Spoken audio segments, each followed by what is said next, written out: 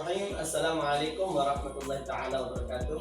Alhamdulillah wassalatu wassalamu ala Rasulillah Sayyidina Muhammad bin Abdullah wa ala alihi wa sahbihi wa mawala.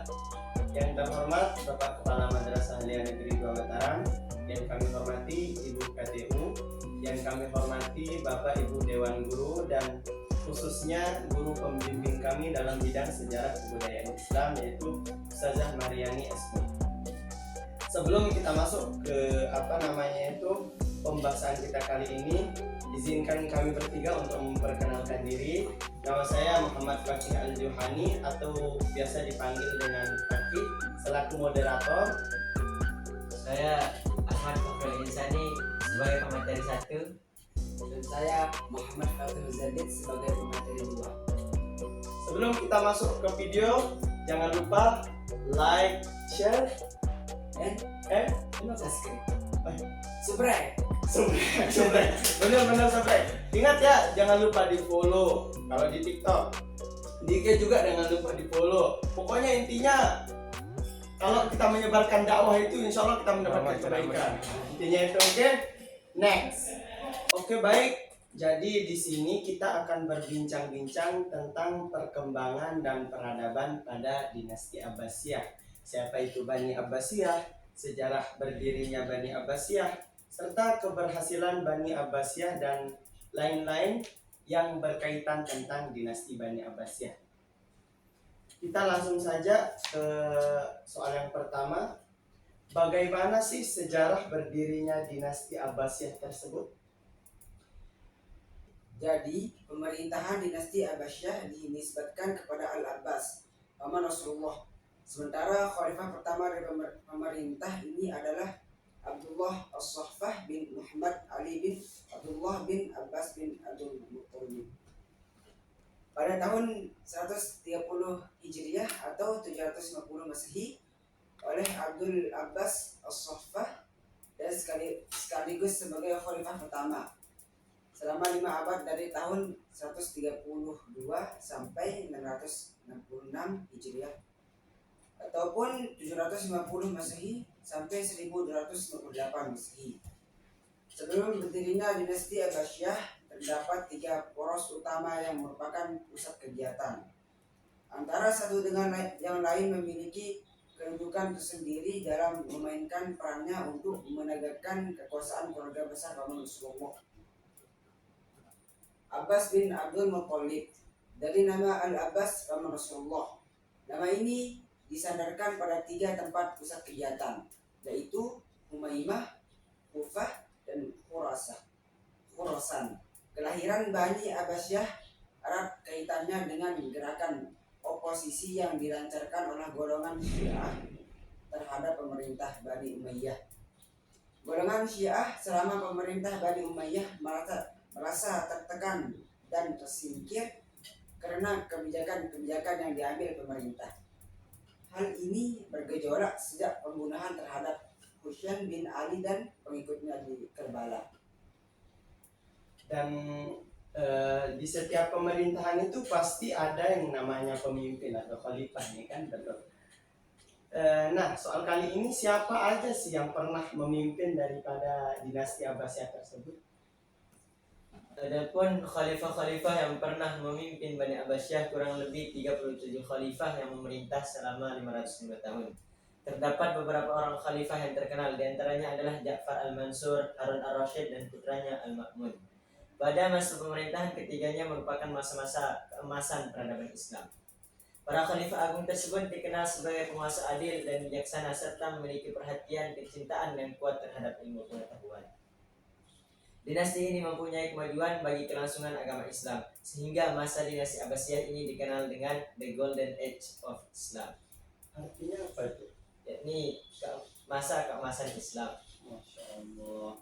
Dalam setiap pemerintahan pada khususnya itu tentu memiliki perkembangan dan kemajuan, kan? Dan juga kejayaan. Sebagaimana halnya dalam pemerintahan yang kita bahas itu, yaitu dinasti Abbasiyah. Oleh sebab itu, bagaimana perkembangan dan kemajuan serta kejayaan daripada Bani Abbasiyah tersebut? Pemerintahan Bani Abbasiyah mencapai masa keemasan. Secara politis, para khalifah memang orang-orang yang kuat dan merupakan pusat kekuasaan politik sekaligus agama. Di sisi lain, kemakmuran masyarakat mencapai tingkat tertinggi. Peradaban dan kebudayaan Islam berkembang dan tumbuh mencapai kejayaan pada masa Bani Abbasiyah. Hal tersebut dikarenakan pada masa ini Abbasiyah lebih menekankan pada perkembangan peradaban dan kebudayaan Islam daripada memperluas wilayah. Disinilah letak perbedaan pokok dinasti Abbasiyah dengan dinasti Umayyah. Puncak kejayaan dinasti Abbasiyah terjadi pada masa Khalifah Harun ar-Rasyid dan anaknya Al-Ma'mun. Ketika ar-Rasyid memerintah, negara dalam keadaan makmur, kekayaan melimpah, keamanan terjamin, walaupun ada juga pemberontakan. Dan luas wilayahnya mulai dari Afrika Utara sampai ke India. Lembaga pendidikan pada masa Bani Abbasiyah mengalami perkembangan dan kemajuan yang sangat pesat. Hal ini sangat ditentukan oleh perkembangan bahasa Arab, baik sebagai bahasa administrasi yang sudah berlaku sejak Bani Umayyah maupun sebagai bahasa pengetahuan. Selain itu juga hal yang tidak terlepas dari kemajuan ilmu pengetahuan, yaitu terjadinya asimilasi antara bahasa Arab dengan bahasa bangsa lain yang telah lebih dahulu mengalami kemajuan dalam bidang ilmu pengetahuan. Pada masa Bani Abbas, bangsa-bangsa non-Arab banyak yang masuk Islam. Asimilasi berlangsung secara efektif dan bernilai guna. Adapun pengaruh Persia sangat kuat dalam bidang ilmu pengetahuan. Di samping itu, bangsa Persia banyak berjasa dalam perkembangan ilmu, filsafat, dan sastra.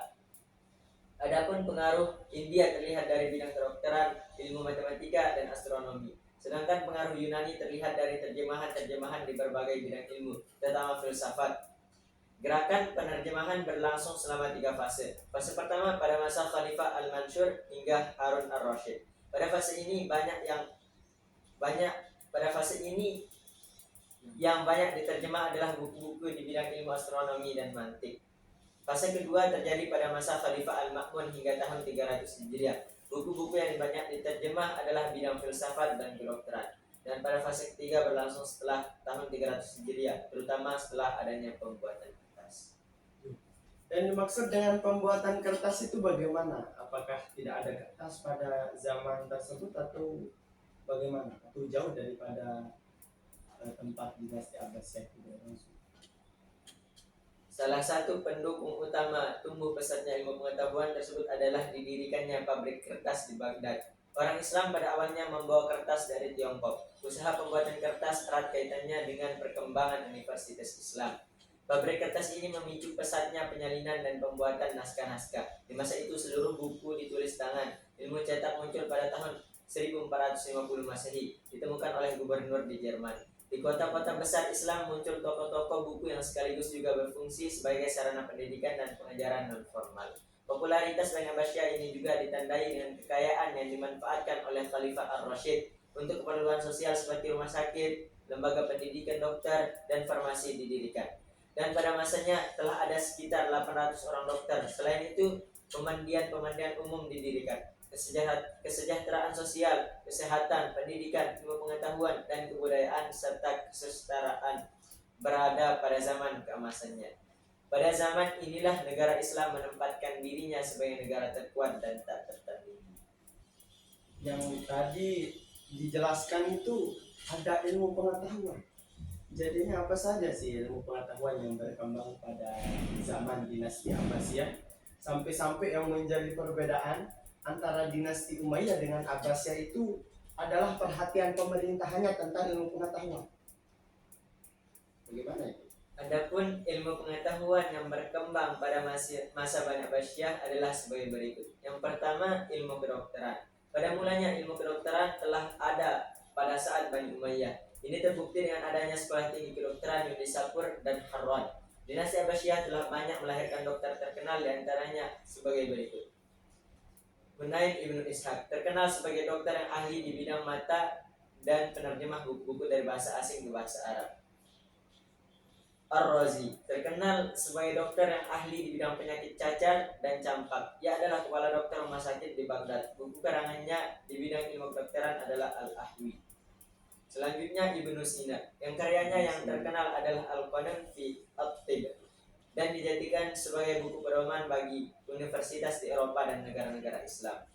Ibnu Rushd terkenal sebagai dokter perintis di bidang penelitian pembuluh darah dan penyakit cacar. Yang kedua, ilmu tafsir. Pada masa ini muncul dua aliran, yaitu ilmu tafsir al-mastur dan tafsir ber-ra'yi. Aliran yang pertama lebih menekan pada ayat-ayat Al-Quran dan hadis dan pendapat tokoh-tokoh sahabat. Sedangkan aliran tafsir yang kedua lebih menekan pada logika atau rasio dan nas. Di antara ulama tafsir yang terkenal pada masa ini adalah Ibnu Jarir at-Tabari dengan karangannya Jami' al-Bayan fi Tafsir Al-Quran, Al-Baydawi dengan karangannya Ma'alim at-Tanzil, Az-Zahrashari dengan karyanya Al-Kashaf, Ar-Razi dengan karangannya Tafsir Al-Kabir, dan lain-lain. Yang ketiga, ilmu hadis. Pada masa pemerintahan Khalifah Umar bin Abdul Aziz, dari Bani Umayyah sudah mulai usaha untuk mengumpulkan dan membukukan hadis. Akan tetapi perkembangan ilmu hadis yang paling menonjol pada masa Bani Abbasiyah. Sebab pada masa inilah muncul ulama-ulama hadis yang belum ada tandingannya sampai sekarang. Di antaranya yang terkenal ialah Imam Bukhari.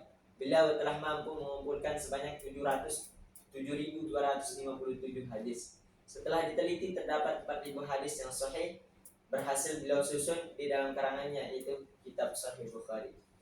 Imam Muslim, beliau terkenal sebagai seorang ulama hadis dengan bukunya Sahih Muslim. Buku karangan Imam Bukhari dan Muslim di atas lebih berpengaruh bagi umat Islam daripada buku-buku hadis lainnya, seperti Sunan Abu Daud oleh Abu Daud, Sunan At-Tirmizi oleh Imam At-Tirmizi, Sunan An-Nasai oleh Imam An-Nasai, Sunan Ibnu Majah oleh Imam Ibnu Majah. Keenam buku hadis tersebut lebih dikenal dengan sebutan Kutubus Sittah. Yang keempat, ilmu kalam. Bukanlah hal yang berlebihan jika dikatakan pada masa Bani Abbasiyah merupakan dasar-dasar ilmu fikih. Ilmu ini disusun oleh ulama-ulama yang terkenal pada masa itu dan masih besar pengaruhnya sampai sekarang. Di kalangan ulama Ahlus Sunnah wal Jamaah muncul Imam Abu Hanifah yang lebih cenderung memakai akal dan ijtihad.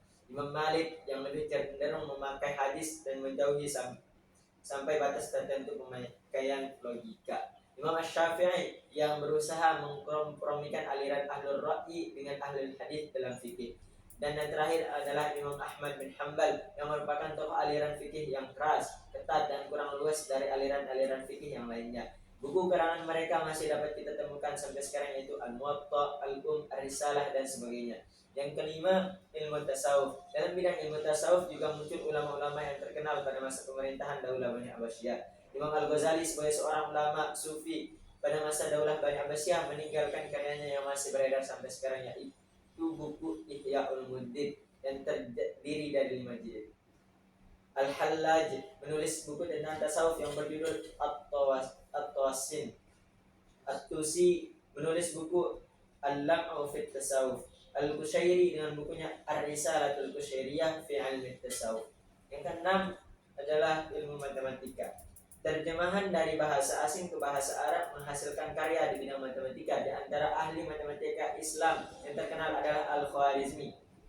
Adalah seorang pengarang kitab Al-Jabar wal Muqabalah dan penemu angka 0. Tokoh lainnya adalah Abu Al-Wafa Muhammad bin Ismail bin Al-Abbas, terkenal sebagai ahli ilmu matematika.